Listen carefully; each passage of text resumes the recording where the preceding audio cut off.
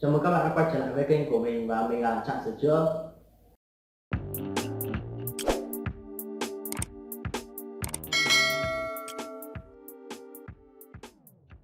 Và như trong tiêu đề clip ngày hôm nay, mình muốn giới thiệu với các bạn một sản phẩm đến từ Bandai. Và nhìn sơ qua chắc các bạn cũng đoán ra đây chính là nhân vật nào gắn liền với tuổi thơ của các bạn.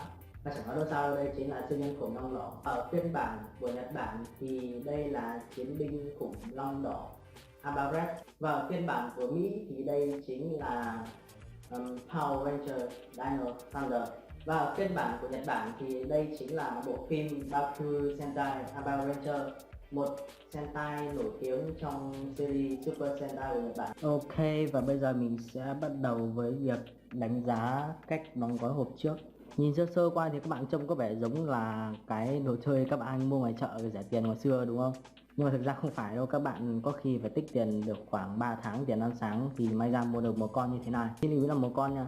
Ok, đây là mặt trước của hộp, còn đây là mặt sau.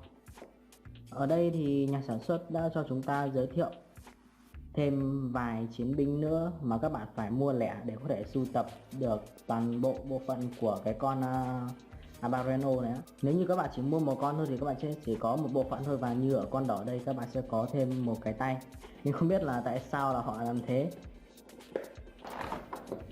Và trong hộp chúng ta sẽ có anh siêu nhân đỏ của chúng ta, và kèm theo đó là một tấm bìa hình xăm xét, biểu tượng của Power Ranger. Các bạn có thể nhìn thật kỹ. Nhựa trông rẻ tiền đúng không? Ok, tí nữa mình sẽ review chi tiết sau. Và như mình đã nói á, thì cái anh bạn siêu nhân đỏ này các bạn sẽ được cái tay của con robot. Đây chính là cái đuôi của con khủng long á, khi mà chưa hợp thể thành robot á. Các bạn có biết cái series Marvel Legends không? Đấy, nếu như các bạn mua lẻ từng con á, các bạn cũng có thể có được bộ phận, ví dụ như là của cái đầu của Thanos này, cái chân và cái tay, và đây cũng như tương tự như thế. Bạn mua một con không thôi á mà chỉ có mỗi cái tay này không thì cũng áy náy lắm. Bởi vì nếu như mà mình mua một con về mà để một cái tay không thì rất là vô dụng. Cho nên là mình nghĩ là đây chắc là một cái chiến lược của nhà sản xuất để các bạn có thể mua thêm vài con tiếp theo. Ok, bây giờ chúng ta sẽ đi tới đánh giá chi tiết. Let's go. Về cách đóng hộp có lẽ mình sẽ không giới thiệu qua nữa, và bây giờ chúng ta sẽ đi tới chi tiết. Về màu nhựa và cách sơn, chúng ta có thể nhận định rằng đây không phải là một con hàng kém chất lượng, nhưng để mà nói thì màu nhựa trông khá là rộng.